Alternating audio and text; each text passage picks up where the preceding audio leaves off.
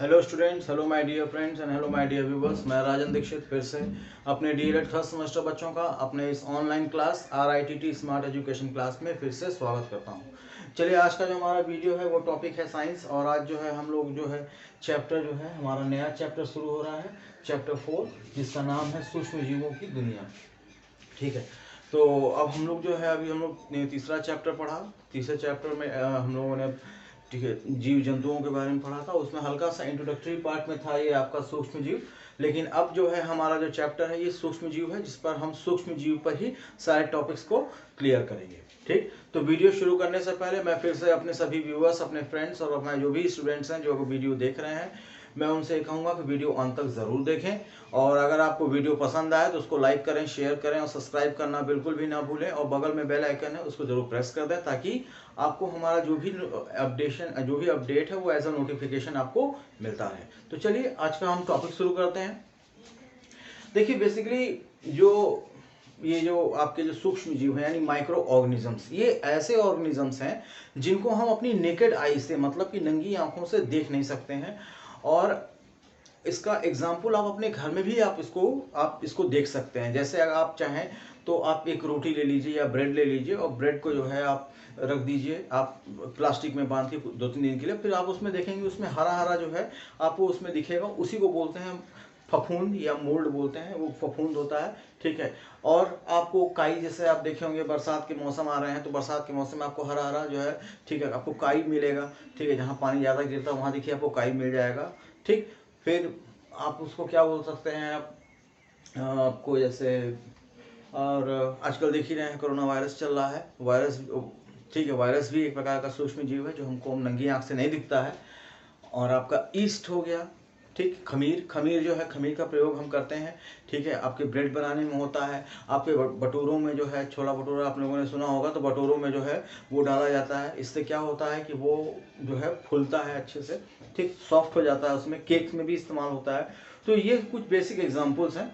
तो इन्हीं चीज़ों के बारे में अब हम उनका डिस्क्रिप्टिव वे में पढ़ेंगे। हम उनका डिस्क्रिप्शन जो है, हम डिस्क्रिप्टिव वे में उनके बारे में जानेंगे अपने इन पर्टिकुलर टॉपिक्स पर। तो हमारा टॉपिक ये है कि सूक्ष्म जीव की संरचना तथा प्रकार। तो उनकी जो संरचना एवं प्रकार से शुरू करते हैं। वह जीव जो सादा आंखों से दिखाई नहीं देते, मैंने आपको पहले बताया इनके लिए माइक्रोस्कोप की जरूरत पड़ती है, तभी ये दिखाई देंगे।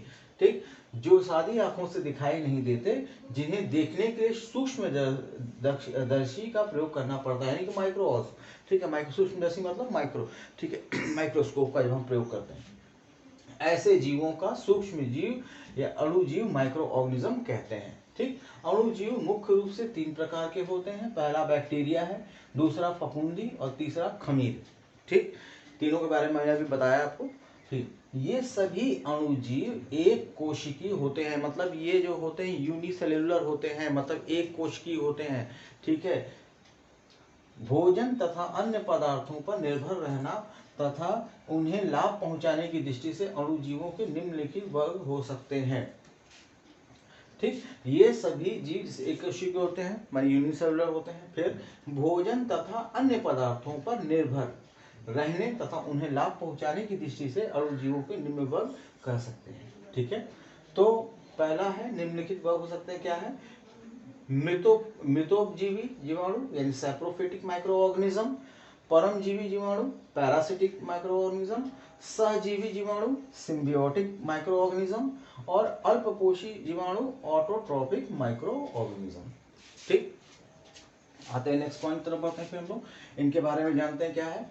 ठीक है, मृतोपजीवी जीवाणु वह सभी अणुजीव जो मृत पदार्थों पर उगते हैं, मतलब कि जो डेड चीजें होती हैं वहां जो उगते हैं उनको हम मृतोपजीवी जीवाणु कहते हैं, यानी सैप्रोफिटिक माइक्रो ऑर्गेनिजम्स कहते हैं, तथा उनसे अपना पोषण प्राप्त करते हैं, मृतोपजीवी कहलाते हैं। ये अणुजीव जंतु तथा वनस्पति अवशेषों, कूड़ा करकट आदि पर उत्पन्न हो जाते हैं। ठीक है, तो ये चीजें वहाँ, ये बैक्टीरिया, ये माइक्रो ऑर्गेनिज्म वहाँ डेवलप होता है, या वहाँ पे ये ज्यादा ग्रोथ करता है जहाँ पर डेड चीजें होती हैं। ठीक है, वो उनसे ही अपना पोषक तत्व लेते हैं और अपना ग्रोथ करते हैं। दूसरा है परजीवी जीवाणु। वे सूक्ष्म जीव जो अपने पोषण के लिए किसी जंतु, पौधे अथवा मनुष्य पर निर्भर करते हैं परजीवी कहलाते हैं। मतलब जो डिपेंड है जंतु पे, पौधे पर, मनुष्य पर, तो वो परजीवी होते हैं। ठीक है, ये जीवाणु जिस जीव पर निर्भर करते हैं उसे पोषिता, होस्ट कहते हैं। ये सूक्ष्म जीव अपने पोषिता को सदा हानि पहुंचाते हैं, क्योंकि भोजन लेने के साथ ये सूक्ष्म जीव उनसे कुछ हानिकारक पदार्थ भी छोड़ देते हैं। मतलब ये जो होता है ये हमेशा नुकसान ही पहुंचाते हैं, क्योंकि वो अपना भोजन तो लेते हैं लेकिन जो अपनी चीजें हैं जो छोड़ते हैं, वो क्या होता है कि वो आपको नुकसान करेगा। ठीक है, सहजीवी जीवाणु इस प्रकार के अणुजीव भी अपने पोषिता पर निर्भर करते हैं। ठीक, वे पोषिता का हानि नहीं पहुंचाते बल्कि उनके लिए सहायक सिद्ध होते हैं।